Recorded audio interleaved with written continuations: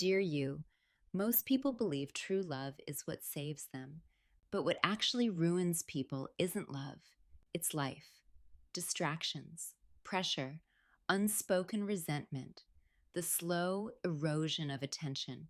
You've watched relationships fall apart, not because people stopped loving each other, but because they stopped choosing each other intentionally. You used to think change happened when someone left, when the door closed, when the ending arrived. But that's not where real change begins. Real change starts earlier, quieter. It starts the moment you decide, not emotionally, but internally, that you are no longer available for what diminishes you. That decision didn't come from anger, it came from exhaustion, from awareness, from finally understanding that staying requires just as much courage as leaving, and sometimes more. You stopped asking whether things could improve and started asking whether they should continue as they were. And once that question formed, there was no going back. You noticed how clarity brings grief with it, because once you see truth, you can't bargain with illusions anymore. You couldn't unknow what you knew. You couldn't unfeel what felt consistently off. You couldn't pretend that love alone compensates for emotional absence.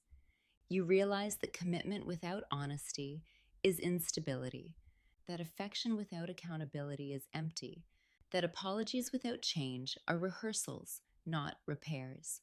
These weren't harsh realizations, they were grounding ones.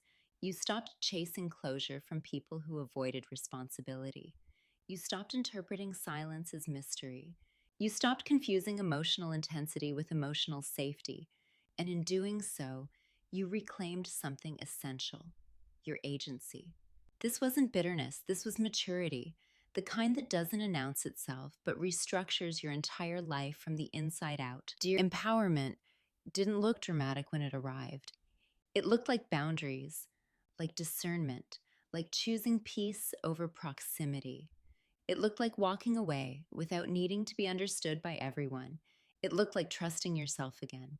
You began recognizing that love doesn't require you to abandon your intuition. That commitment shouldn't feel like confusion. That emotional consistency is not a luxury, it's the baseline. You learned that you don't need to convince the right people of your value. They already see it. And once you internalized that, your standards shifted, not upward, but inward. You stopped measuring connection by intensity and started measuring it by stability. You stopped chasing chemistry and started honoring character. That's when everything recalibrated. Empowerment isn't loud, it's steady. It's choosing yourself without resentment. It's knowing when to stay and when to leave without needing permission. It's trusting that what's meant for you will meet you without requiring you to disappear first. You didn't lose love by choosing yourself. You became available for the right kind of it. And that's not an ending, that's a beginning. And what changed most wasn't your circumstances, it was your posture. You stopped moving through life as if you needed to be chosen to be valid. You stopped negotiating your needs in rooms where they were inconvenient. You didn't harden, but you did sharpen. You became quieter about your plans and clearer about your boundaries. And that kind of clarity is unsettling to people who benefited from your uncertainty. You began to notice how different it felt to stand in your own decisions without needing backup, how grounding it was to trust your discernment without crowdsourcing your worth. You realized that empowerment isn't about becoming untouchable, it's about becoming unmovable. You could listen without absorbing. You could care without overextending. You could walk away without rewriting the story to make everyone comfortable. You no longer confused longing with alignment.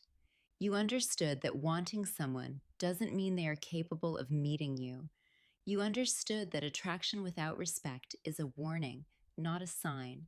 And instead of fighting that awareness, you honored it.